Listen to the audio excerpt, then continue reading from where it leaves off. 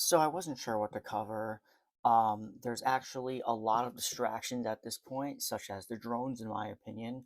Trump wanted to take over Greenland, and whose fault it is for Trump being elected, and who's to blame for the LA fires. Now, I don't think there's any actual answer to who's to blame. Like, even if you think it's one person, there's global warming that just makes this easier to happen. Um, Anyways, not here to talk about that. So, I had this chapter from an old writing project, which I think left on a cliffhanger, and so I expanded on it. So, in light of the Trump inauguration very soon, I felt this chapter was relevant to the H-1B gaslighting he pulled with Elon against the America First audience. So, the elite labor roots, the Biden administration, and the H-1B gaslighting. The social dynamic of activism of the student protests of 1960s to 1970s against the Soviet wars promoted emotions nationwide, establishing the Refugee Act of 1980s to lend our hands to the people of Vietnam, which goes against the natalist Southern and conservative plan. This 1980s act was a severe palate cleanser, um, sorry, compared to the early 1700s and 1920s immigration policy, breaking the white stereotypes of our country organically. So, although this has happened in small bursts in our country, and national security didn't care how slow it was, or how gradually it happened over time. The Refugee Act of 1980 played into our historical modern day asylum seeking. Um, but America today uses the clueless public to act like crossing the border is illegal in order to achieve their nationalization goals. They must do what's perceived as illegal, gaining access to opportunity here, trying to leave their war torn, climate change ridden areas, where in America is another edge of the sword. Children facing a judge, asking if they have a lawyer to a child.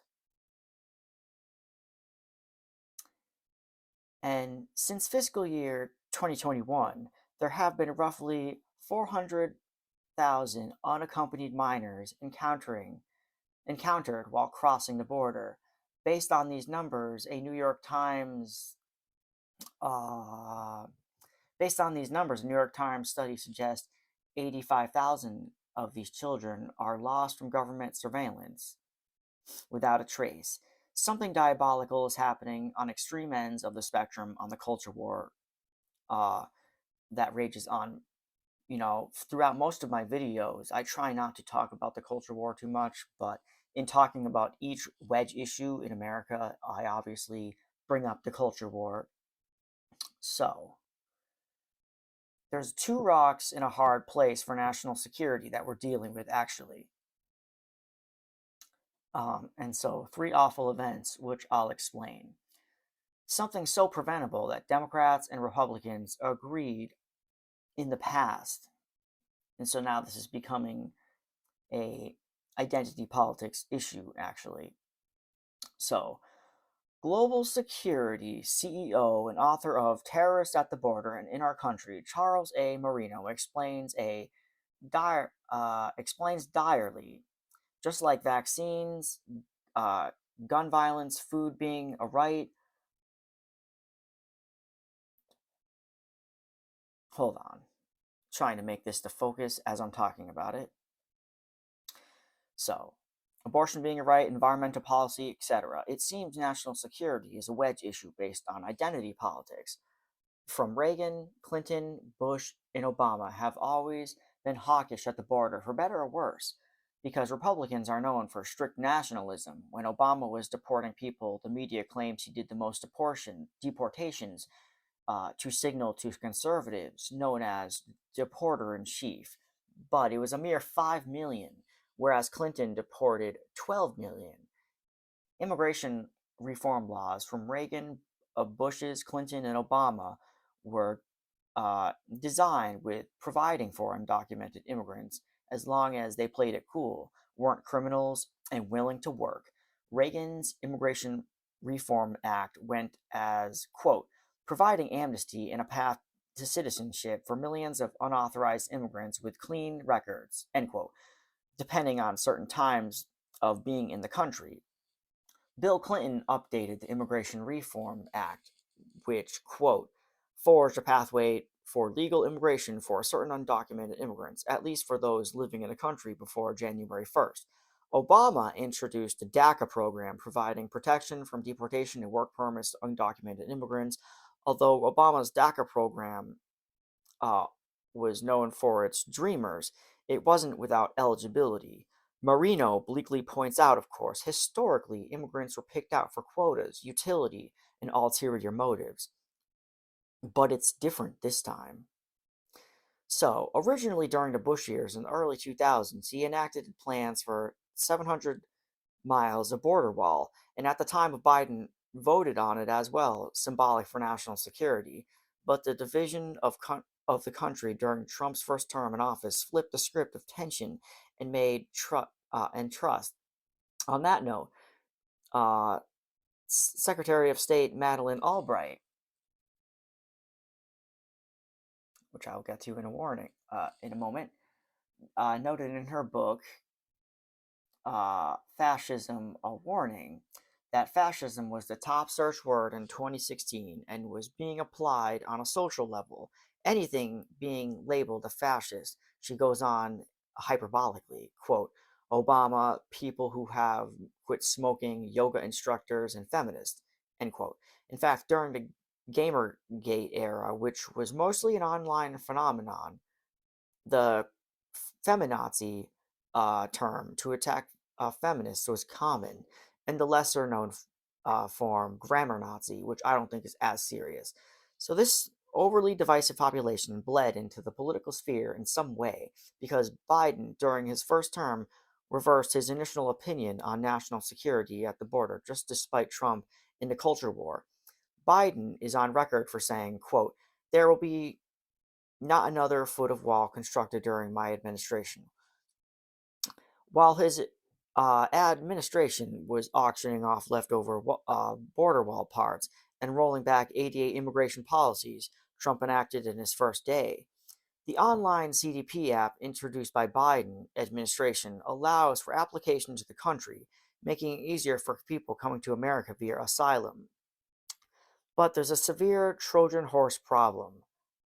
So, hold on. I might not have this data actually at the moment. So, data from Homeland Security states about the app, quote, overall 95.8% of all inadmissible aliens who scheduled appointments through the app during this time were ultimately issued a notice to appear and released into the states as on parole, end quote, including 50,000 illegal Venezuelans, 20,000 illegal Russians, 20,000 Uzbekians, 60,000 Mexican illegals, 3,000 Guatemalans, etc. And all these nationals are coming in at 80 to 98% at a time. So, this is definitely a bizarre time compared to Biden worrying about national security in 2008 when he said in the video, quote, people are driving across the border with tons of everything from byproducts from methamphetamine to cocaine to heroin, and it's all coming up through Mexico. So these are quotes from terrorists at the border, still keeping up this. Senate Majority Leader Mitch McConnell basically said, people listen when you tell them our country has open borders.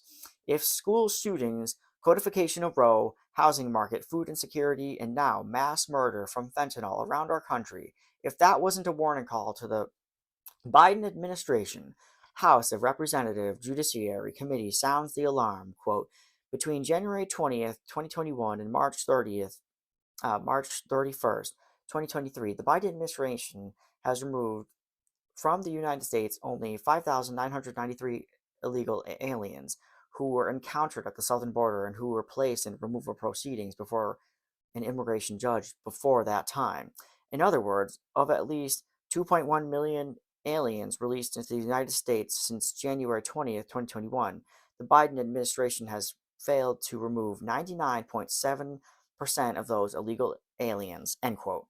Mayor of New York, Eric Adams, who is a massive proponent of immigration, has gone on record saying, quote, "We have run out of room."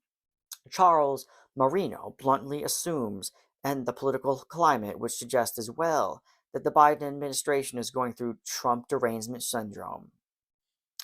CEO Charles Marino admits he's a conservative, but says the border usually is agreed upon by both sides. But there is something he's not mentioning, despite pointing out in a different way.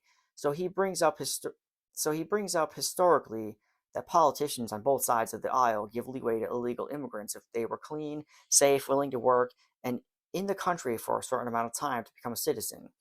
He's he is very on the nose about it, but fails to mention what is now called non citizen suffrage, where illegal immigrants are allowed to vote locally in certain municipalities, states, but not federally. The concept of illegal isn't the point by itself, as long as you are willing to work, generally assimilate, and come forward with the court proceedings without ghosting the legal system. Some quotas in the system for non citizen suffrage were not necessarily inclusive. Some go as such. In Illinois, Article 27 of the 1818 Illinois Constitution, quote, "In all elections, all white male inhabitants of the age of 21 years have resided in the state 6 months preceding the election shall enjoy the right of the elector." In Ohio, all elections of white male inhabitants above the age of 21 years. In Pennsylvania, in election by the citizens, every white freedom of the age of 21 years has resided in the state of 1 year in the election district where he offers to vote 10 days immediately. Okay. In Indiana, in all elections not otherwise provided for this Constitution, every white male citizen of the United States of the age of 21 years of the upwards. So,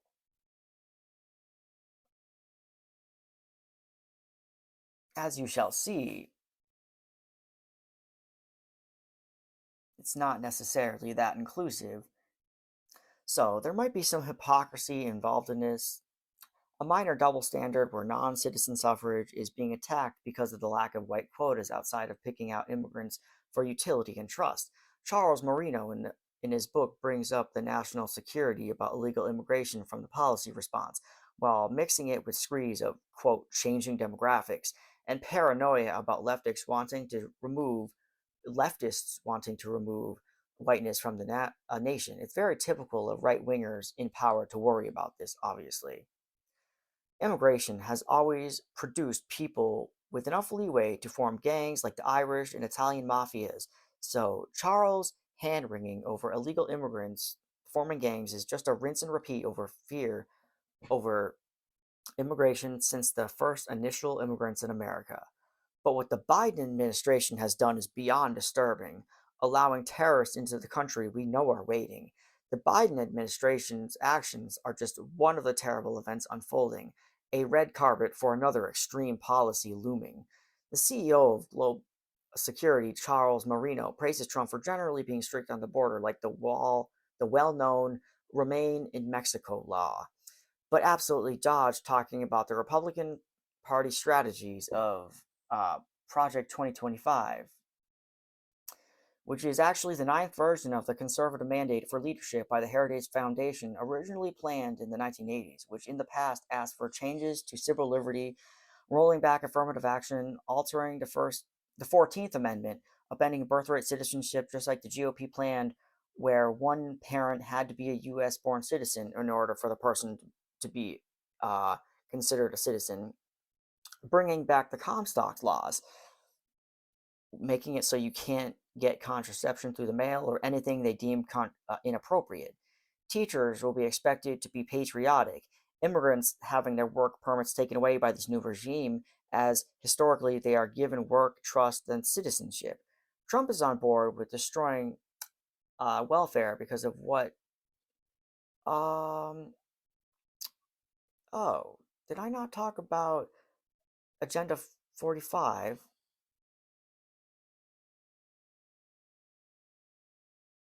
All right. So I went over this obviously, but This is also in relevance to teachers being patriotic and removing the Comstock laws.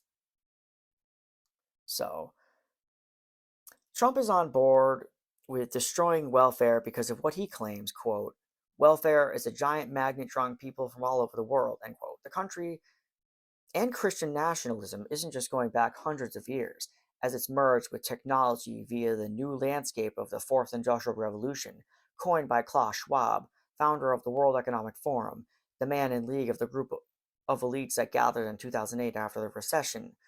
Which brings me to the hard place amongst the rocks.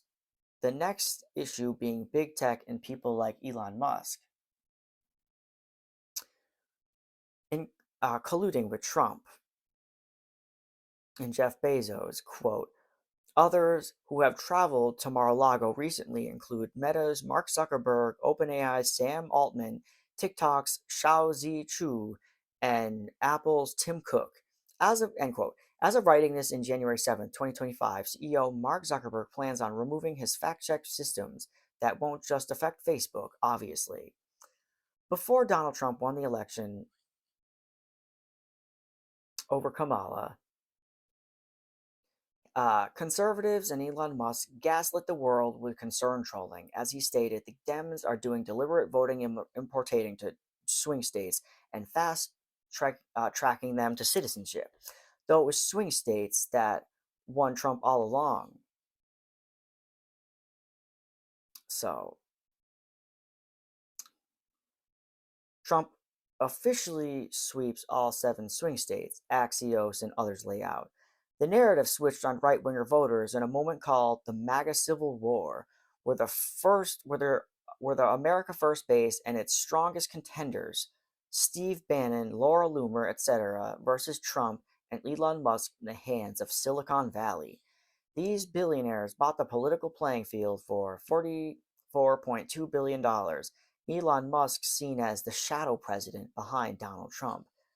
And not only that, Trump was never truly America First, as he was on board with the outsourcing and mass immigration from Biden that Biden was blamed for, using visa laws called H-1B program for non-citizens. And elites like Elon Musk and David Sachs say they do all this because the native citizens are lazy and stupid. So, to learn to code or do anything that they're using the HB1 program immigrants for. Elon Musk blasted his audience with, quote, the reason I'm in America is because of H-1B. Take a big step and fuck yourself in the face. Which is honestly crazy. So, and even Trump supported the H-1B, saying he, quote, used it many times. It's not totally clear how this changed so quickly. And what I mean by this is, first it started out with Biden's administration neglect allowing invading into the country, with Elon saying it's giving Democrats the win. 2, Trump and Republicans wanting to ban birthright citizenship and mass deportations. And 3, Trump wins, Elon Musk praises non-citizen work and postures he's an immigrant as well. Silicon Valley scoffs at average citizens with H-1B while Trump approves. Business and rich elites from IBM, uh, hold on, outsourced to India as AI replacement. In this case, it is a distraction, slowly grinding their old workers till they're not needed. So obviously, the demographics shouldn't be extrapolated by those in cahoots with IBM CEOs, but I believe those making this outsourcing move know how controversial it is, orchestrating racial tension with 1/6 of the human population.